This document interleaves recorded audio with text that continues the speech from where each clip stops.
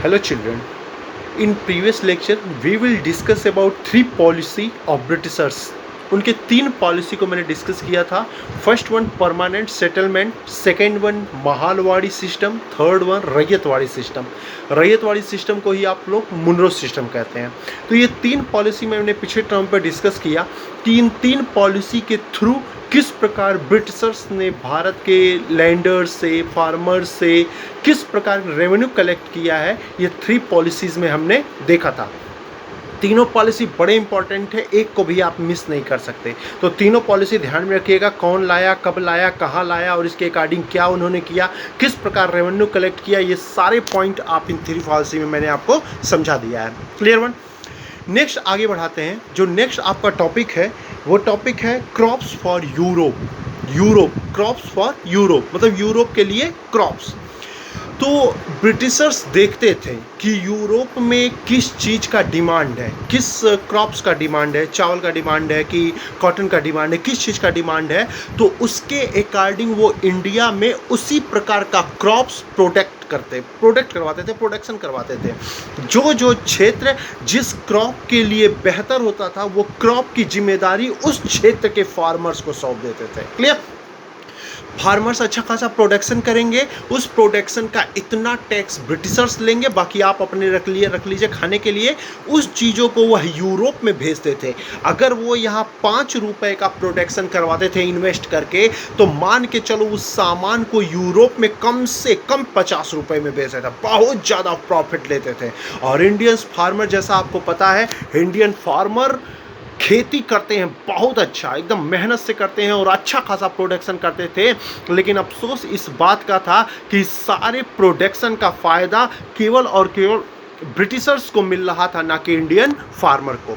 उन्होंने आपके बंगाल में जूट का प्रोडक्शन करवाया, यूपी में शुगर का करवाया, महाराष्ट्र में कॉटन का करवाया, एमपी में राइस का करवाया. इस तरह अलग अलग क्षेत्रों में अलग अलग क्रॉप्स का प्रोडक्शन कराते थे. उनको लगभग 90% छीनते थे, यूरोप में ले जाकर बेचते थे. और इन सब में अगर सबसे ज़्यादा किसी को फ़ायदा हो रहा था अंग्रेज़ों को, तो वो दो क्रॉप्स सबसे बड़े थे. एक आपका है ऑप्टम और दूसरा है इंडिगो. क्लियर. सबसे बड़ा तो इंडिगो था. इंडिगो नील वाला, वही बहुत फ़ायदा अंग्रेज़ों को मिला है. इंडिगो से बहुत फ़ायदा मिला है. क्यों? आपका वही नेक्स्ट हेडिंग है आपका Dutch colour have a history. क्या कलर हिस्ट्री बनाता है? यस, बिल्कुल. इंडिगो ने एक हिस्ट्री बनाया है नाम पर. क्लियर.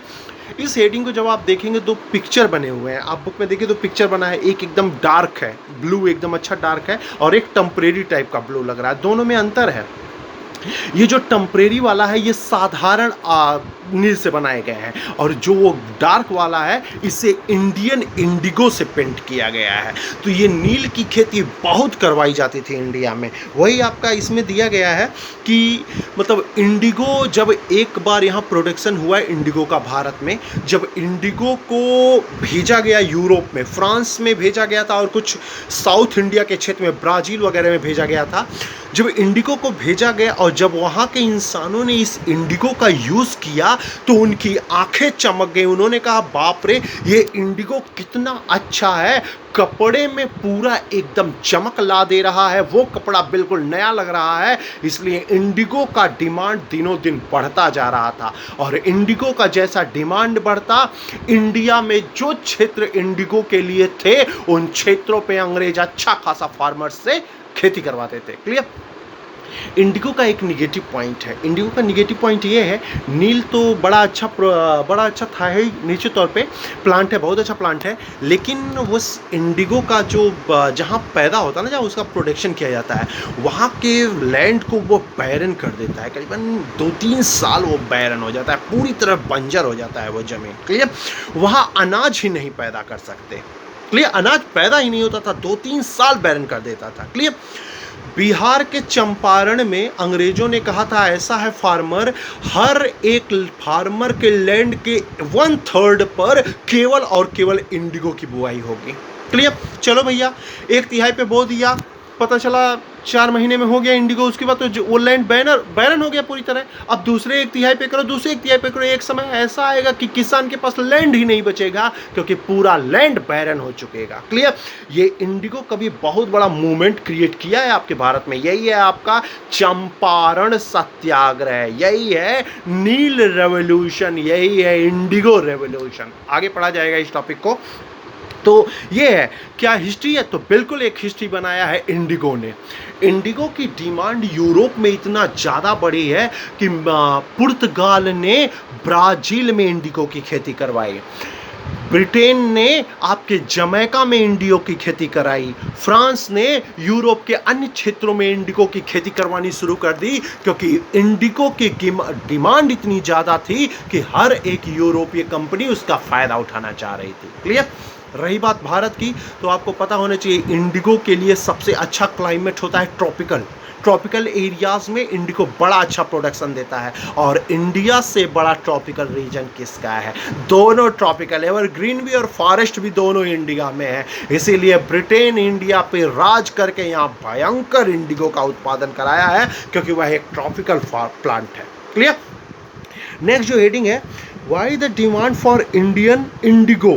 ठीक है, इंडिया से ही इंडिगो को क्यों अधिक मंगाया जाता था? तो जैसे मैंने बताया, इंडिगो का जो प्रोडक्शन क्षेत्र है वो ट्रॉपिकल होना चाहिए, और इंडिया से बड़ा ट्रॉपिकल रीजन पूरे वर्ल्ड में नहीं है। इसीलिए ब्रिटेन ने इंडिया में सबसे ज़्यादा इंडिगो का प्रोडक्शन करवाया है।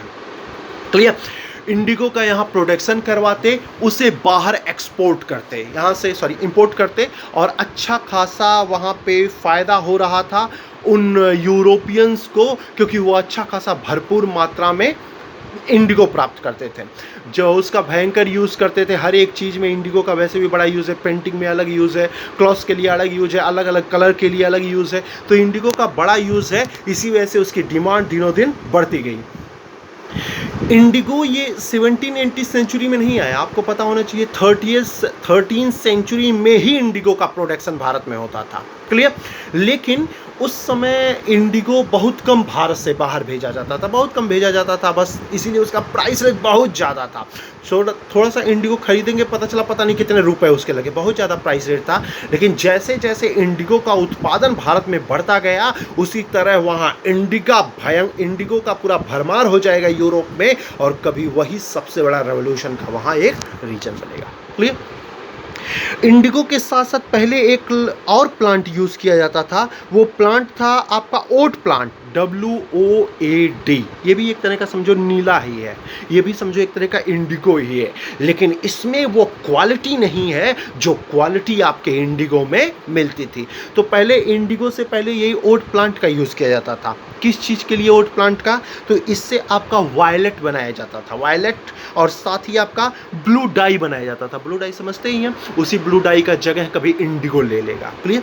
क्योंकि इंडिगो बहुत अच्छी क्वालिटी का था, बड़ा अच्छा था उस ओट के कंपेयर में। क्लियर? तो आज थोड़ा 2-3 टॉपिक का आपका 2-3 जो स्टेटमेंट है, टॉपिक है, थोड़ी खतरनाक है।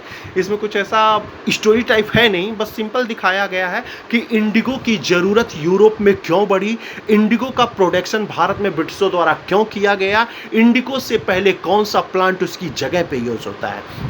तो आपने कुछ आज हेडिंग देखा। पहला हेडिंग आपने देखा क्रॉस फॉर यूरोप, जैसा मैंने बताया। सेकंड वन आपने देखा Dutch colour have a history. तो बिल्कुल yes, Dutch have a history, बिल्कुल निश्चित तौर पे एक इतिहास बनाता है। अगर इतिहास नहीं बताता तो कभी नील रेवोल्यूशन नहीं होता, इतिहास नहीं बनाता तो कभी चंपारण सत्याग्रह नहीं होता। ये सब सत्याग्रह हुए हैं केवल और केवल इंडिगो के नाम पर, इंडिगो के लिए। इसलिए निश्चित तौर पर इंडिगो ने एक इतिहास बनाया है। Clear? Y the demand for Indian indigo. क्यों इंडियन इंडिगो का डिमांड ज़्यादा था? सिंपल, क्योंकि क्वालिटी अच्छी थी। क्यों क्वालिटी अच्छी थी भैया? क्योंकि इंडिगो के पैदावार के लिए ट्रॉपिकल रीजन चाहिए, और इंडिया से बड़ा ट्रॉपिकल रीजन पूरे वर्ल्ड में कहीं है ही नहीं। क्लियर? नेक्स्ट है ब्रिटेन टर्न्स टू इंडिया। हाँ, ये बहुत इंपॉर्टेंट हेडिंग है, ये भी थोड़ा बोरिंग ही है लेकिन आराम से समझिएगा क्या किया जाए। चैप्टर ही ऐसा है, चैप्टर में डेवलपमेंट, प्रोडक्शन यही सब दिया गया है, तो चैप्टर थोड़ा खतरनाक है। पीछे वाला चैप्टर आपने बड़ा अच्छा पढ़ा, टेरिटरी टू टेरिटरी, क्या चैप्टर था, मजा आ गया, ये यूरोप, ये लड़ाई, वो लड़ाई, प्लासी बक्सर। अब अचानक आपको डेवलपमेंट वाला चैप्टर मिल गया तो थोड़ा आपको बोरियत लग रहा है, लेकिन क्या करेंगे, डेवलपमेंट भी आपको पढ़ना बहुत जरूरी है। क्लियर? घबराओ मत, इसके बाद जो नेक्स्ट चैप्टर स्टार्ट करूंगा एक बार फिर स्टोरी आपका शुरू करूंगा, वही 8057 से फिर स्टोरी आगे बढ़ाऊंगा। क्लियर? लेकिन अब चैप्टर है तो समझना पड़ेगा, क्योंकि अब आजकल देख रहा हूँ पॉलिटिकल के क्वेश्चंस कम पूछे जा रहे हैं, इकोनॉमिकल, सोशल और कल्चरल के क्वेश्चन ज़्यादा पूछे जा रहे हैं। इसीलिए आपके सोशल और कल्चरल, इकोनॉमिकल के लिए ये चैप्टर नंबर 3 बहुत इंपॉर्टेंट है, आप छोड़ नहीं सकते। डायरेक्ट पूछ लेगा, डज इंडिगो इफेक्ट इकोनॉमी, बस खत्म। क्या प्रभावित किया, अब आप आंसर दीजिए, किया कि नहीं भाई। ठीक, तो इस तरह क्वेश्चन एक अपने मन से ही बना के वो पूछ लेगा, तो आप फंस जाएंगे अगर इंडिगो के बारे में जानेंगे नहीं। क्लियर हो ना? चलिए, ब्रिटेन टर्न टू इंडिया। चलिए, स्टार्टिंग में बंगाल इंडिगो का सबसे बड़ा प्रोड्यूसर था, सबसे बड़ा प्रोड्यूसर था बंगाल में, इंडिगो का सबसे ज़्यादा उत्पादन होता था। आपको पता होना चाहिए इंडिया में इतना अच्छा इंडिगो पैदा होता था कि लगभग 1788 में, 1788 में ब्रिटेन में जितना इंडिगो था उसमें 30% इंडिया का था, 1788 में। लेकिन 1810 में, 1810 में ब्रिटेन में जितना इंडिगो था उसमें 90% इंडिया का था। क्लियर? सोचिए, इतने ही सालों में इंडियन इंडिगो का इतना डिमांड बढ़ गया था यूरोप में, और ब्रिटेन क्या किया, केवल इंडिया में इंडिगो को खूब प्रोड्यूस कराया है और बार बार अपने देश में उसे ले गया है। वहां से उसने इंडिगो को यूरोप के अन्य राष्ट्रों, अन्य देशों में बेचा है, और ब्रिटेन सबसे ज्यादा फायदा लिया है इस इंडिगो के प्रोडक्शन का। क्लियर? अफसोस की बात है, इंडिया के फार्मर्स बेचारे इतना मेहनत करके उस नील को प्रोड्यूस करते थे, अच्छा खासा प्रोडक्शन करते थे, और उन्हें मजबूरी में वो नील दे देना पड़ता था अंग्रेजों को, उनका पूरा फायदा अंग्रेज उठाते थे।